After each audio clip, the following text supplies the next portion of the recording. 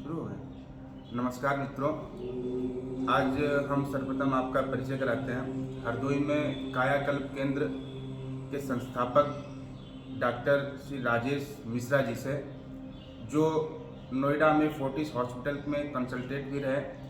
हरदोई के मूल होने के कारण जो अपनी सेवाएं हरदोई में देने आए हैं, हरदोई में निरंतर दे रहे हैं सेवाएं, उनके साथ हम लोग आज एक समाज में और जो निरंतर हम लोग सुन रहे हैं गंभीर विषय चल रहा है, उसमें चर्चा करेंगे।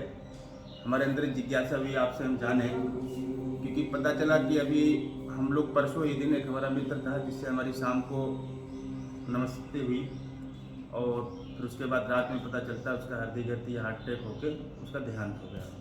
और इसे कुछ दिन पूर्व में भी एक मित्र था, उसका भी ऐसे देहांत हो गया। पहले हम लोग सुना करते थे कि जो हार्ट अटैक है एक उम्र के बाद आता है, आजकल लेकिन लगातार इस पिछले एक वर्ष से कि वो उसमें युवा भी सम्मिलित हैं, नवयुवा 16, 17, 18 साल के भी लोग सम्मिलित हैं। और ये क्यों, क्या कारण क्या है आज?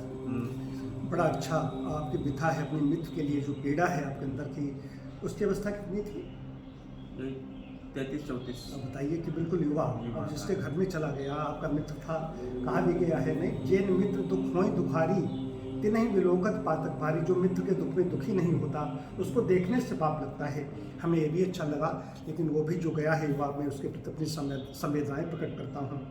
कारण बिना कार्यम कदाचन न विद्यते। बिना कारण के कोई कार्य नहीं होता। हमें दिखाई देता है कि आप देखेंगे कि हम कि शरीर बिल्कुल फिट है तो चंगे हैं, और एकदम क्यों हो गया? तो एक तो स्थूलता, अगर स्थूलकाय वजन ज़्यादा है, ये बड़ा कारक है। लाइफ स्टाइल से रिलेटेड ये प्रॉब्लम है। लाइफ स्टाइल जिनकी गलत हो गई, जीवन शैली जिनकी गलत हो गई, जो अप्राकृतिक जीवन शैली, सीडेंटरी लाइफ स्टाइल, आरामदायक जीवन शैली अपनाते हैं, उनको ये परेशानी आती है। उनका आहार विहार इतना दूषित हो जाता है।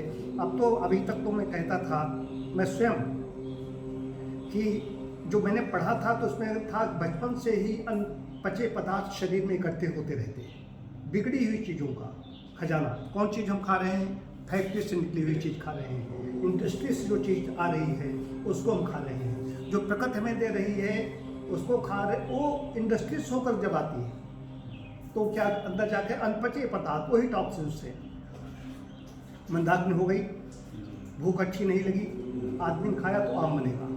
आम ही कोलेस्ट्रॉल के रूप में डिपॉजिट होता है, जहाँ जहाँ आम पहुँचता है वहीं पर वो गड़बड़ी कर देता है। तो बचपन से मतलब नहीं, अब गर्भ से ही जो गर्भस्थ शिशु है, जब उसका जन्म होता है वहाँ से विकार लेकर के आ रहा है कि उसकी माँ का खान पान ठीक नहीं है। गर्भिणी की आहार नीति कैसी होनी चाहिए, गर्भिणी का स्वास्थ्य कैसा होना चाहिए, गर्भिणी के आहार नीति पर गर्भकाल की जो स्वास्थ्य नीति है उसका ध्यान न देना, ये सबसे बड़ा कारण इसमें बन रहा है। तो हमें वहाँ पर जाना पड़ेगा, गर्भकाल से लेकर के, उसके बाद विशेषव काल से लेकर के आगे। जब व्यक्ति बड़ा हो रहा है उसको परेशानी नहीं होनी चाहिए, अगर हमने ठीक ठीक स्वास्थ्य रक्षा के नियमों का पालन किया है। और जब नियमों का पालन नहीं करेंगे तो ऐसी समस्याएं आएंगी। कल तो मेरे अंदर ये, मैं इस पर बड़ा चिंतन करता रहा और मैंने इस पर एक वीडियो भी डाला था, 2 दिन से डाल रहा हूँ। एक अभी अरुण कुमार सिंह जी आते हैं हमारे यहाँ, उनका मैंने डाला था। उसमें उनको कैसे कि वायुमंडल में ठंडक हो गई है, जिनका बीपी ज़्यादा रहता है उनका बीपी और ज़्यादा बढ़ जाएगा। मैंने कल अपने ऊपर ही मैंने एक शोध किया।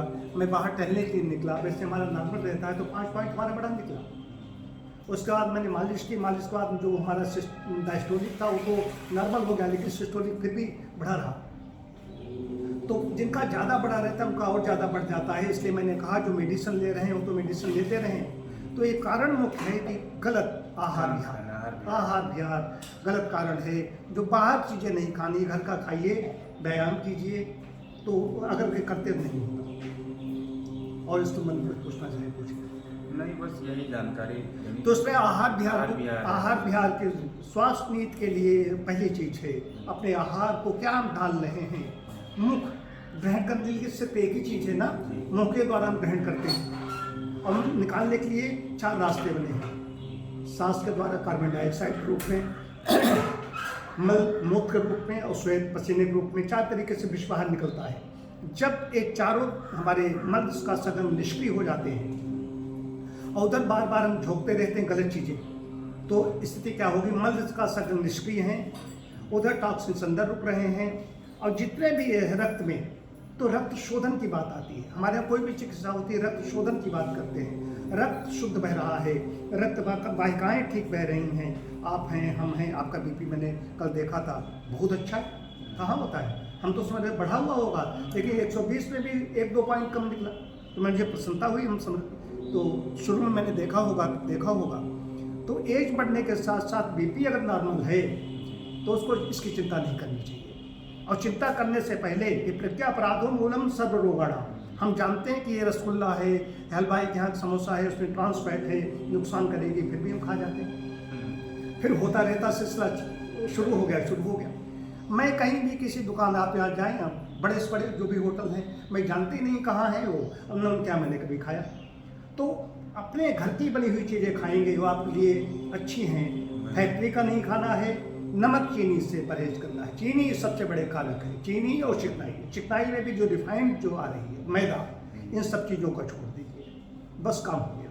अब इसमें जैसे मोटे अनाज आ रहे हैं, बाजरा आ रहा है, ज्वार है, ऐसी चीज़ों को हम खाते हैं, मक्का, ये चीज़ें, बेसन, चना, इसका हम इस्तेमाल करेंगे। गेहूं का कम इस्तेमाल करें। गेहूं का इस्तेमाल करें भी तो चोकर वाले आटे की रोटी का इस्तेमाल करें। अब करते क्या है, मैदा बन जाती है, आटे की भूसी छान करके वो बाहर फेंक देते हैं, जानवर को खिला देते हैं, और उसमें वो ये सब बोल की भूसी से ज़्यादा की। तो फाइबर की कमी हो रही है। फाइबर की कमी से आंतें साफ नहीं होती, मल अंदर रुकने लगता है। बड़ी आंत पे जब मल जरूरत से ज़्यादा समय तक रुक जाता है तो बड़ी आंत का काम क्या है, उसमें से पानी को अवशोषित करना, उसका काम है अवशोषित करना। अम्ल जरूरत से ज़्यादा समय तक रुक जाएगा तो पानी के साथ साथ में गंदगी भी अवशोषित करने लगती है और रक्त धारण फेंक देती है।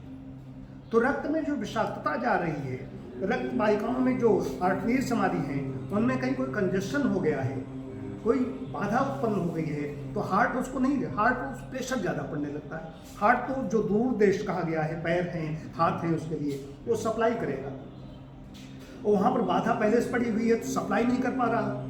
और वायुमंडल में ठंडक हो गई, ठंडक होने से क्या हुआ कि रक्त वाहिका हाथ सिकुड़ गए, रक्त वाहिकाएँ भी सिकुड़ी, तो उस पर जोर पड़ा, वो हार्ट अटैक हो गया। ये हार्ट अटैक का कारण ये है। नहीं हार्ट अटैक हमारा हो जाए, आपका हो जाए, उनका हो जाए, नहीं हो सकता। इसलिए नहीं हो सकता, जब नियमों का पालन कर रहे हैं तो हमें निश्चिंत होकर के जीवन जीना है और लंबा जीवन जीना है। तो ये है, ये बड़ा ये विषय है। और इस समय जिनका बीपी ज़्यादा है वो लोग, आप देखते हैं लोग जांच नहीं करवाते, जांच करवाना जरूरी है। जिनका बीपी रहता है, जाड़े के दिनों में वो करें कि मैंने व्यायाम कर लिया, मैंने डाइट लेनी शुरू कर दी, तो दवाएं बंद करें डॉक्टरों की, जो मेडिसिन डॉक्टर उनकी दवाई लेते रहें, एक चीज़। और जाड़े के दिनों में जांच नहीं करवाते हो, जानते हैं कि हम तो बिल्कुल फिट हैं, कोई ऐसी समस्या नहीं, लेकिन समस्या हो सकती है। सभी को अब जांच करवानी चाहिए। अगर पता चल जाए तो हाथों में दस्ताने, ग्लव्स वगैरह पहन के निकलें, कैप लगा के निकलें। सर्दी से रक्षा करें, सर्दी से रक्षा होगी तो हमारे हाथों में सिकुड़न कम होगी। हाथ पैर इसमें सिकुड़ेंगे तो उसमें रक्त वाहिकाएँ सिकुड़ेंगी और हार्ट पर ज़्यादा जोर पड़ने लगेगा। और उधर अपना आहार विहार ठीक करें। आहार विहार में जो भी चीज़ें हैं, इसमें आंवला आ रहा है, लहसुन आ रहा है, हरी सब्जियों का सेवन करें। घर का बना हुआ कुछ भी खाना हो, घर का बना हुआ खाएं। ये परेशानी नहीं होगी, इससे निश्चिंत होकर के जीवन जिए। कोई दीर्घ जीवन में कोई बाधा नहीं उत्पन्न होगी।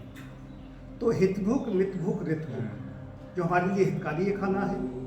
मिताहारी मतलब कि बहुत ज़्यादा नहीं खाना है, न खाना है, जितना आवश्यक है उतना खाना है। और ऋतु के अनुसार, जो ऋतु में अमरूद आ रहे हैं तो अमरूद खाओ, सेब आ रहा है सेब खाइए, पालक आ रही है पालक खाइए, बथुआ मेथी सोया आ रहा है इसको खाइए। ये करना पड़ेगा तो स्वास्थ्य अच्छा रहेगा और इससे निश्चिंत होकर के अपना जीवन जी सकें। बहुत अच्छी जानकारी आपसे प्राप्त हुई। मेन था आहार विहार पे ही सुधार किया जाए। हाँ। बहुत बहुत धन्यवाद।